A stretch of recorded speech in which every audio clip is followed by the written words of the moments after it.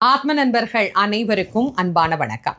சிவபெருமானை வழிபடக்கூடிய சிறப்புக்குரிய நாட்கள்ல ஒன்று ஐப்பசி மாத பௌர்ணமி.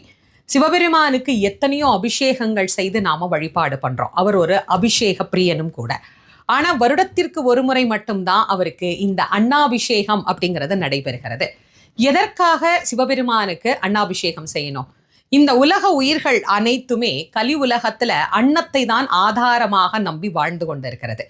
எல்லா ஜீவராசிகளும் பசிப்பினி இல்லாம இருக்கணும் அப்படின்னா எல்லா ஜீவராசிகளும் யாருக்குள்ள ஒடுக்குமோ அவருக்கு இந்த அன்னத்தை நைவேத்தியம் செய்வது தானே சரியாக இருக்கும். அதனாலதான் நம்முடைய முன்னோர்கள் அனைத்து ஜீவராசிகளுக்கும் நாயகனாக விளங்கக்கூடிய பரபிரம்மமாக இருக்கின்ற சிவபெருமானுக்கு அன்னாபிஷேகம் செய்து உயிர்கள் அனைத்தும் அன்னக்குறை இல்லாம இருக்கணும் அப்படின்னு பிரார்த்தனை செய்து கொண்ட நாளே இந்த ஐப்பசி மாத பௌர்ணமி திருநாளாகும். உங்க வீட்டுக்கு பக்கத்துல